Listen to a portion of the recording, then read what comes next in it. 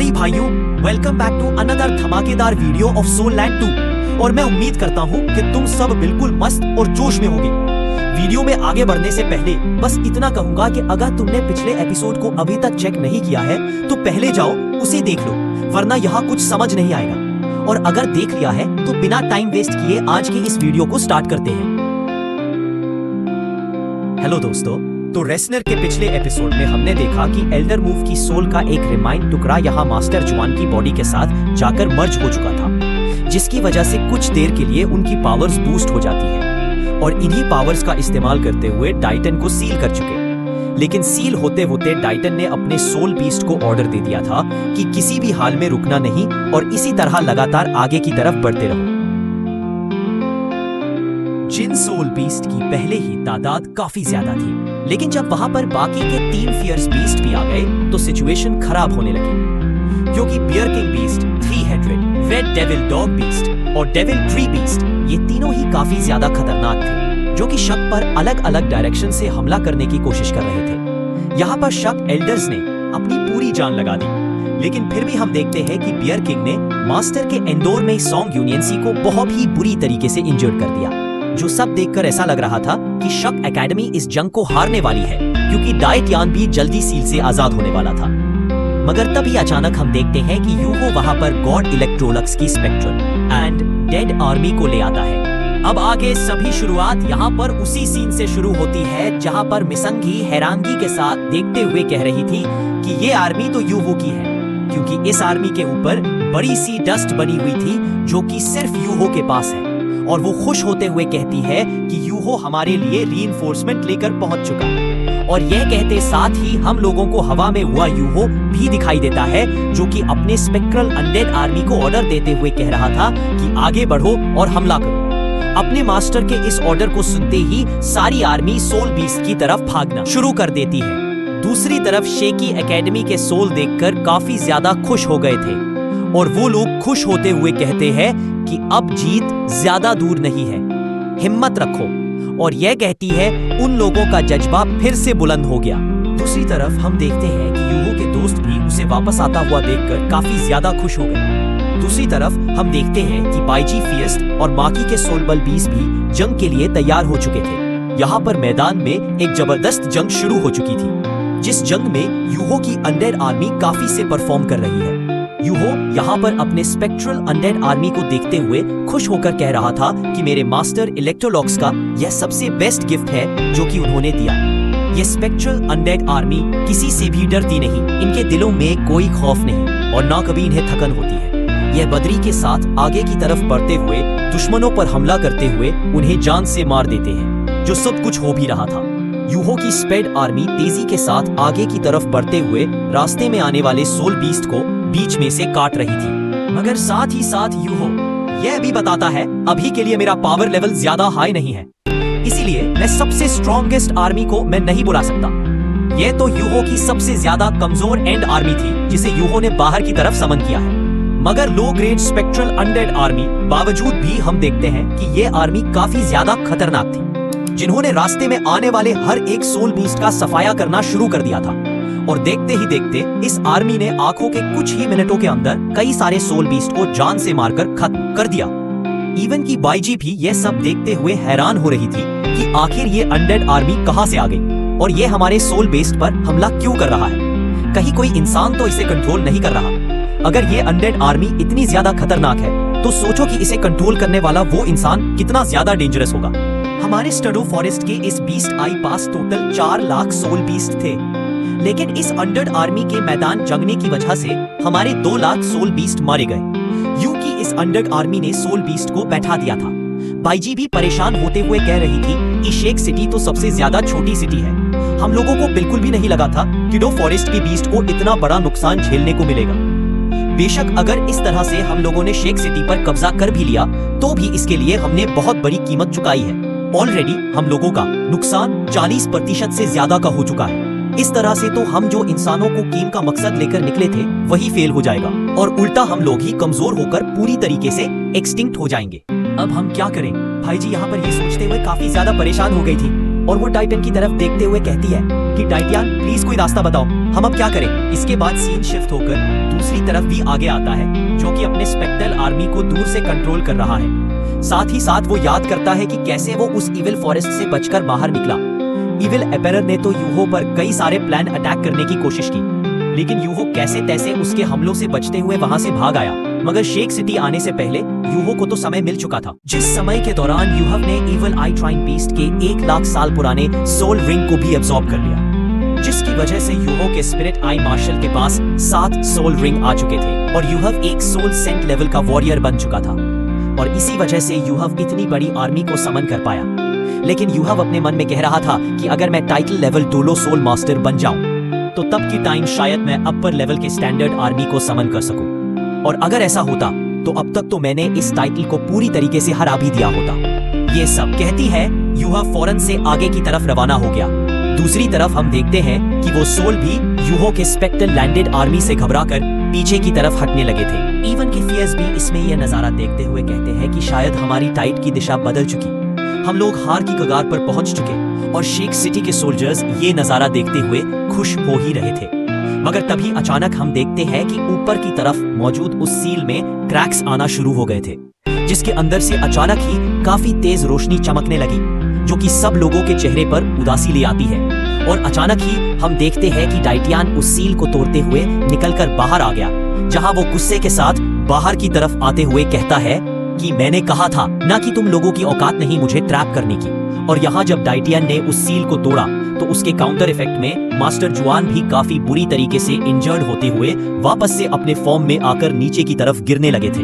लेकिन ये देखकर मास्टर यान तेजी के साथ ऊपर की तरफ जाते हुए मास्टर जुआन को पकड़ लेते हैं, जहाँ उन्हें नीचे की तरफ लाते हुए मास्टर यान उनसे सवाल करके पूछते हैं कि मास्टर जुआन क्या ठीक है। दूसरी तरफ मास्टर जुआन निराशा से ऊपर की तरफ देखते हुए कहते हैं कि अच्छा नहीं हुआ, टाइटियन सील से आजाद हो चुका है। और ये बात बिल्कुल सही थी, क्योंकि यहाँ अपने लीडर टाइटियन को सील से आजाद होता हुआ देखकर सारे के सारे सोल बीस्ट के मोरल्स दोबारा से हाई हो गए। और टाइटियन उन्हें ऑर्डर देते हुए कहता है कि शक एकेडमी को कुचल दो, जिसके साथ ही हम देखते हैं कि वो सारे के सारे जख्मी सोल बीस्ट दोबारा जोश से बढ़कर आगे की तरफ बढ़ने लगते हैं। दूसरी तरफ जख्मी हालत में मौजूद शेक एकेडमी वाले भी हार नहीं मानते रहे थे, बल्कि वो तैयार होते हुए यहाँ सामने की तरफ खड़े होकर कहते हैं कि शेक एकेडमी को बचाने के लिए या तो हम जिएंगे या फिर हम मरेंगे, बीच का कोई रास्ता नहीं।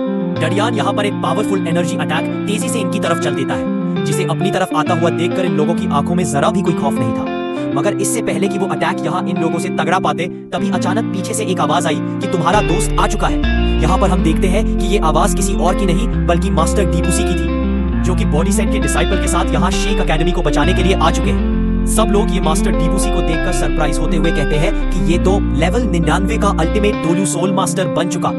इवन के मास्टर जुआन भी सरप्राइज होते हुए डीबूसी से कहते हैं कि पॉइजन डोलू तुमने अपना लेवल ब्रेक थ्रू कर लिया, ये तो कमाल की बात है। दूसरी तरफ डीबूसी यहाँ टाइटियन की तरफ देखते हुए कहता है कि टाइटन अगर तुम्हें शेक एकेडमी को डिस्ट्रॉय करना है, कि टाइटन अगर तुम्हें शेक एकेडमी को तबाह करना है तो उससे पहले तुम्हें मेरी लाश से गुजरना होगा। मास्टर डीबूसी की ये कहती है। हम देखते हैं कि बॉडी सेट के बाकी के मेंबर्स ने भी वहां पर आना शुरू कर दिया था, जिनमें आउटियन और प्रिंसेस वीना भी मौजूद थे, जिनके इस जंग में आने की वजह से जंग की दिशा बदल रही थी।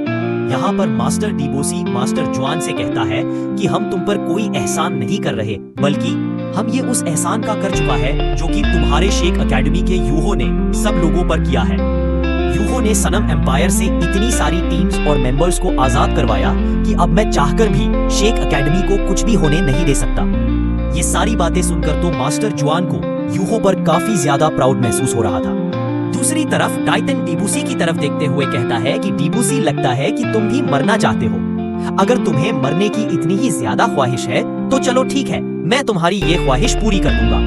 मगर मास्टर डीबूसी उसकी ये धमकियां सुनकर घबराता नहीं, क्योंकि वो लेवल 99 पर पहुंच चुका था, तो इसलिए वो टाइटन को बराबर की टक्कर दे सकता है।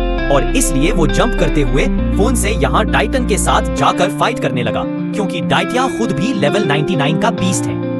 लेकिन दूसरी तरफ हम देखते हैं कि टाइटिया की पावर मास्टर डीबूसी से थोड़ी ज्यादा दिखाई दे रही थी।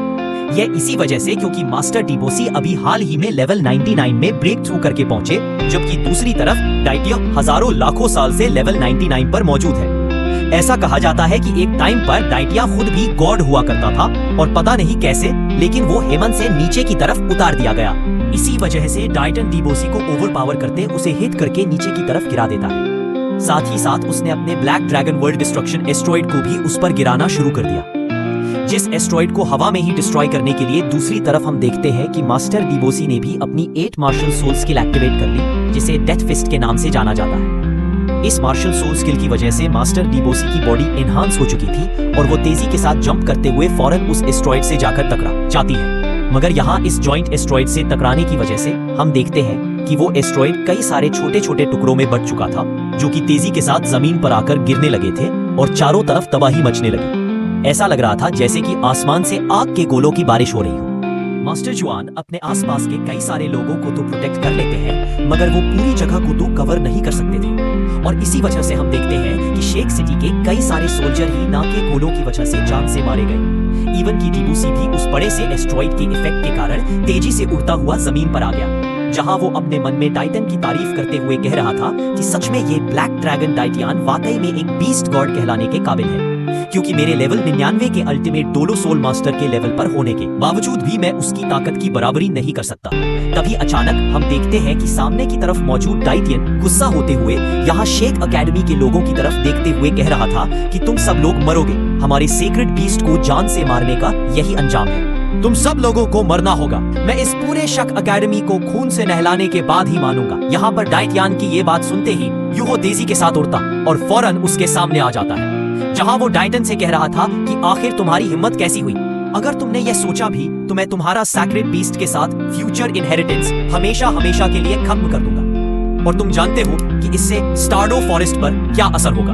दूसरी तरफ टाइटियन यूहो के पास डेस्टिनी बीस्ट को देखकर भड़कते हुए कहता है कि अच्छा तो तुम हो वो जिसको लिए सैक्रेड बीस्ट ने खुद को सैक्रिफाइस कर दिया। यह सुनकर यूहो फौरन से अपनी सोल रिंग्स को एक्टिवेट करते हुए कहता है कि हाँ, तुमने बिल्कुल सही पहचाना, मैं ही हूँ वो इंसान जिसके लिए वांकायन ने खुद को सैक्रिफाइस किया है। यहाँ पर यू इन सोल रिंग्स के साथ काफी ज्यादा कूल दिखाई दे रहा था। दूसरी तरफ मास्टर जुआन हैरान होते हुए कहते हैं कि इस लड़के के पास तो 5 सोल रिंग थे ना। इवन की मास्टर डीबो से भी यही सवाल कर रहे थे कि ये लड़का इतनी जल्दी 7 सोल रिंग्स तक कैसे पहुंच गया, इतनी जल्दी कोई लेवल ब्रेक थ्रू कैसे कर सकता है, इतनी जल्दी यूहो सोल सेंट लेवल पर पहुंच चुका है। दूसरी तरफ हम देखते हैं कि यूहो के दोस्त भी उसे यहाँ पर देखकर थोड़ा सा परेशान हो गए थे कि कहीं टाइटन उस पर हमला करते हुए उसे जान से ना मार दे, मगर दूसरी तरफ यूहो की आंखों में जरा भी खौफ नहीं दिखाई दे रहा था। वो टाइटन की तरफ देखते हुए कहता है कि वांकायनीर के साथ तुम्हारी स्टड्डो फॉरेस्ट की किस्मत जुड़ी हुई है, जो कि उसने खुद को सैक्रिफाइस करने के बाद मुझे ट्रांसफर कर दिया। ये सुनकर टाइटन गुस्सा होते हुए कहता है कि कमीने, इसलिए मैं तुम्हें जान से मार डालूंगा। ये कहते हुए टाइटियन अपने पंजे से यूहो पर हमला करने ही वाला था, लेकिन यूहो उसे जवाब देते हुए कहता है कि तुम ऐसा नहीं कर सकते, क्योंकि तुम जानते हो कि अगर तुमने मुझे जान से मार डाला तो मेरे साथ साथ स्टारडो फॉरेस्ट का फ्यूचर भी हमेशा हमेशा के लिए खत्म हो जाएगा। ये सुनकर टाइटियन रुकते हुए यूहो से सवाल करते हुए पूछता है कि क्या तुम मुझे धमकाने की कोशिश कर रहे हो, जिस पर यूहो जवाब देते हुए कहता है कि नहीं, मैं सिर्फ वही बातें कह रहा हूँ जिसकी मदद से स्टारडो फॉरेस्ट को बचाया जा सके। ये सुनकर टाइटियन हैरान होते हुए कहता है कि क्या मतलब, अब तुम्हें कहीं यह गलत फहमी तो नहीं कि वांकायनेर की डेस्टिनी पावर तुम्हें मिल चुकी है और इसी वजह से मैं तुम्हें जान से नहीं मारूंगा। शैडो फॉरेस्ट को बचाना तो बस सिर्फ तुम्हारा बहाना है ताकि मैं तुम्हें जिंदा छोड़ दूं। यह सुनकर यूहो जवाब देते हुए कहता है कि मैं जो तुम्हें बताने वाला हूँ उससे वांकायनेर का कोई लेना देना नहीं है। इवन कि अगर वांकायनेर आज के दिन जिंदा भी होती तब क्या ही बदल जाना था। बेशक तुम वांकायनेर को स्टारो फॉरेस्ट के अंदर हमेशा हमेशा के लिए कैद कर देते, लेकिन तुम्हारे सोल बीस्ट की डेस्टिनी को चेंज नहीं किया जा सकता था। एक ना एक दिन तुम लोगों ने एक्सटेंट हो ही जाना था। यहाँ पर टाइटन यूहो की बातें काफी गौर के साथ सुन रहा था। दूसरी तरफ यूहो टाइटन से कहता है कि ये बातें तुम मुझसे भी ज्यादा बेहतर तरीके से जानते हो कि ह्यूमंस और सोल बीस्ट अब दोनों एक बैलेंस में नहीं रहे, बल्कि ह्यूमंस ने ऑलरेडी सोल बीस्ट को सरपास कर लिया है और इसी वजह से डोलू कॉन्टिनेंट का ये बैलेंस बिगड़ चुका। ये बात तो तुम भी जानते हो कि आज से 10,000 साल पहले एक टाइटल लेवल डोलू मास्टर इंसान सिर्फ 10,000 साल पुराने सोल बीस्ट की ही बराबरी कर सकता था, मगर इन 10,000 सालों में इंसानों ने सोल गाइडेंस टूल के अंदर काफी ज्यादा तरक्की कर ली है। इसलिए इंसान खुद से कई सारा पावरफुल सोल बीस्ट को आसानी के साथ जान से मार सकते हैं। यहाँ पर यूहो की ये सारी बातें सुनकर डाइटियन भी इस बात से इनकार नहीं करता और वो यूहो को जवाब देते हुए कहता है कि हाँ, तुम बिल्कुल सही कह रहे हो। बेशक अभी इस बात में कोई भी दो राय नहीं कि दोलू कॉन्टिनेंट पर इंसान अब ज्यादा ताकतवर हो चुके हैं, जिस पर यूहो टाइटन से कहता है कि हाँ, और तुम अच्छे से जानते हो कि सोल मास्टर को अगर टाइटन लेवल दोलू सोल मास्टर तक पहुंचना है तो इस प्रोसेस में उन्हें 100 से 200 साल लगते हैं और हर एक टाइटल दोल सोल मास्टर को अपनी जिंदगी में कम से कम भी 9 सोल रिंग्स की जरूरत पड़ेगी, जिन सोल रिंग्स को हासिल करने के लिए उस सोल मास्टर को कई सारे हजार या फिर 10,000 साल के कल्टीवेशन सोल बीस्ट को जान से मारना होगा। अगर ये प्रोसेस इसी तरह से चलता रहे और इस कॉन्टिनेंट पर सोल मास्टर अपनी कल्टीवेशन करने के लिए बीस्ट को जान से मारते रहे तो एक ना एक दिन ऐसा जरूर आएगा जिस दिन कोई भी बीस्ट इस दुनिया में नहीं बचेगा। तुम भी इस बात को अच्छे से देख पा रहे थे कि वांका की मौत तो सिर्फ एक बहाना है। तुम सिर्फ उसी बात को लेकर गुस्से में इंसानों को जान से मारना चाहते हो। ये सब कहते हुए यूहो यहाँ पर डाइटियन की आंखों में आंखें डालकर बात कर रहा था, जिसे बड़े बड़े कल्टीवेटर्स भी नहीं कर सकते, क्योंकि डाइटियन से तो कई सारे बड़े बड़े कल्टीवेटर्स और बीस्ट खौफ खाते हैं। मगर यूहो को जरा सा भी डर नहीं था। वो डाइटियन को इसी तरह से बातें सुनाता जा रहा था और वो डाइटन से कहता है कि अगर तुम इतनी बड़ी आर्मी को लेकर भी हमारी शेक एकेडमी पर भी सिर्फ कब्जा नहीं कर पाए तो सोचो कि सारी की सारी इंसानियत को खत्म करने के लिए तुम्हें कितने सारे सोल बीस्ट की जरूरत पड़ेगी, जो कि कभी भी नहीं हो सकता। ये बिल्कुल इम्पॉसिबल है। यूहो की बातें सुनकर अब डाइटन को भी थोड़ा थोड़ा गुस्सा आ रहा था और वो यूहो से कहता है कि मैं यहाँ पर ये सब तुम्हारे मुंह से सुनने के लिए नहीं खड़ा, सिर्फ मुद्दे की बात करो। ये सुनकर यूहो जवाब देते हुए कहता है कि डाइटियन, अगर मैं तुमसे कहूँ कि मैं सोल बीस्ट को एक्सटेंड होने से बचा सकता हूँ, ये कहते हुए यो स्नो गर्ल के सोल रिंग एक्टिवेट कर लेता है। साथ ही साथ वो डाइटन से कह रहा था कि मेरे पास एक सेशन है, जिस सेशन की वजह से सोल मास्टर्स को सोल बीस्ट की जान सोल रिंग्स के लिए नहीं लेनी पड़ेगी। ये कहते यूहो चुटकी बजाते हुए स्नो गर्ल को बाहर की तरफ बुलवा लेता है, जो कि अपने स्नो क्वीन फॉर्म में बाहर की तरफ आ गई थी। और यूहो डाइटन से पूछ रहा था, बताओ ये कौन है। दूसरी तरफ हम देखते हैं कि स्नो एम्प्रेस ने तो बाहर आते ही फस से अपनी एब्सोल्यूट आइस का इस्तेमाल करते हुए डाइटन पर हमला कर दिया, जिस अटैक को डाइटन अपनी एनर्जी का इस्तेमाल करते हुए रास्ते में ही डिस्ट्रॉय कर देता है। साथ ही साथ वो स्नो एम्प्रेस की तरफ देखते हुए कह रहा था कि तुम तो स्नो एम्प्रेस हो, लेकिन आखिर तुम एक इंसान की बॉडी के अंदर जिंदा कैसे हो। बाकी के सब लोग भी ये नजारा देखकर काफी ज्यादा हैरान दिखाई दे रहे थे, जिस पर यूहो एक्सप्लेन करते हुए कहता है कि हाँ, ये स्नो एम्प्रेस ही है और तुम इसे देख पा रहे हो। ये कोई सोल स्किल नहीं बल्कि ओरिजिनली स्नो एम्प्रेस है। अगर सही से कहा जाए तो इस स्टेट को सोल स्पिरिट के नाम से जाना जाता है। ये सुनकर डाइटन हैरान होते हुए कहता है कि सोल स्पिरिट। यू जवाब देते हुए कहता है कि हाँ, बिल्कुल सही। सोल स्पिरिट ये एक ऐसा रिलेशन है जिसके अंदर सोल बीस्ट और ह्यूमन दोनों मिलकर रहते हैं। सोल स्पिरिट फॉर्म में आने के बाद सोल बीस्ट किसी कल्टीवेटर को कई सारे सोल रिंग्स दे सकता है। जितना पावरफुल और कल्टीवेशन लेवल में बड़ा सोल बीस्ट होगा, उसके सोल रिंग्स भी उतने ही ज्यादा होंगे। जैसे कि अगर एक 10,000 साल पुराने सोल बीस्ट को सोल स्पिरिट में कन्वर्ट किया जाए तो वो एटलीस्ट 2 सोल रिंग्स देगा। और अभी के टाइम तुमने कुछ देर पहले मेरे पास 4 गोल्डन सोल रिंग्स देखे होंगे। वो चारों के चारों सोल रिंग्स मुझे स्नो एम्प्रेस की वजह से मिले। यहाँ तक की बातें तो ठीक है, लेकिन अब मैं तुम्हें सशन बताता हूँ। जब कोई बीस्ट अपनी मौत की कगार तक पहुंच जाएगा, यानी कि इसके जीने का समय पूरा हो जाएगा, तब के टाइम वो किसी इंसान के साथ कॉन्ट्रैक्ट करते हुए उसका सोल स्पिरिट बन सकता है, जिसकी वजह से वो सोल बीस्ट मरेगा नहीं, बल्कि वो इस इंसान के साथ एक साथ मिलते हुए सोल स्पिरिट के फॉर्म में जिंदा रहेगा। इससे दोनों को ही फायदा होगा। सोल बीस्ट की जिंदगी बढ़ जाएगी और दूसरी तरफ सोल मास्टर्स का कल्टीवेशन लेवल बढ़ जाएगा, क्योंकि उस सोल स्पिरिट की वजह से सोल मास्टर को सोल रिंग्स मिल चुके होंगे।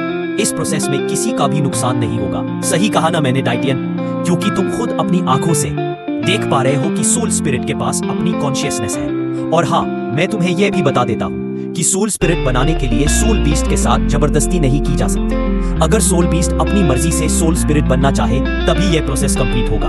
यानी कि इस प्रोसेस की वजह से सोल मास्टर अब सोल बीस्ट का शिकार करना बंद कर देंगे और कोई भी सोल बीस्ट तभी सोल स्पिरिट बनेगा जब उसकी अपनी मर्जी होगी। ये सारी बातें सुनकर डाइटियन न्यू से कहता है कि आज तक मैंने ये बातें बिल्कुल भी नहीं सुनी जो तुम बोल रहे हो।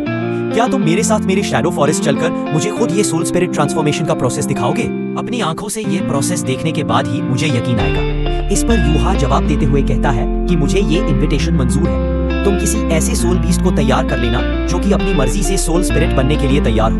3 दिन बाद मास्टर ज्वान और मैं वहाँ पर स्टार्डो फॉरेस्ट आएंगे ताकि हम ये प्रोसेस तुम्हें दिखा सकें। गाइसियान यहाँ पर यूहो की बातें सुनते उसके साथ एग्री कर चुका था और वो अपने साथियों को लेकर यहाँ से वापस की तरफ पलट जाता है। यानी कि जंग खत्म हो गई, जिस जंग में दोनों तरफ ही काफी ज्यादा नुकसान हुआ था, लेकिन शैडनी तबाह होते होते बच गई और वो लोग खुश होते हुए कह रहे थे कि हमने कर दिखाया, जबकि मास्टर डिवोसी भी यूहो की तरफ देखते हुए कहते हैं कि ये लड़का वाकई में काफी डेयरिंग है। इसने बिना किसी डर के यहाँ डाइटियान के साथ निगोशिएशन करी, जिस पर मास्टर जुआन भी जवाब देते हुए कहता है कि आने वाले फ्यूचर में डोलू कॉन्टिनेंट की जिम्मेदारी इसी के तो कंधों पर होगी। दूसरी तरफ हम देखते हैं कि जंग के खत्म होने के बाद बायाजी भी अपने हीलिंग इफेक्ट का इस्तेमाल करते हुए अपने साथियों को हील करके वापस की तरफ लेकर जा रही थी, जिन सब की हालत भी काफी ज्यादा खराब दिखाई दे रही है। और वो लोग इस जंग के रुकने पर थोड़े से खुश भी थे, क्योंकि अमन कौन नहीं चाहता।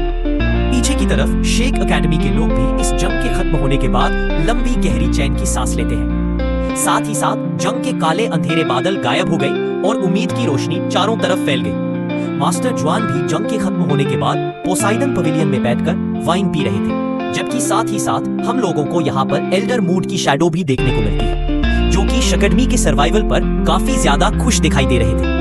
और एक बार फिर से हम देखते हैं कि वो सोल फ्रैगमेंट यहाँ इस गोल्डन ट्री के अंदर जाकर समा गई, ताकि वह फ्यूचर में आने वाले खतरों से शक को बचा सके। और यहाँ इसी सीन के साथ हमारा ये एपिसोड यहीं पर खत्म होता है। तो अब कमेंट में बताओ ये एक्सप्लेनेशन वीडियो आपको कैसा लगा और आपको किन किन टॉपिक्स पर वीडियोस चाहिए। हम पूरी कोशिश करेंगे उन टॉपिक्स पर आपको वीडियो देने की।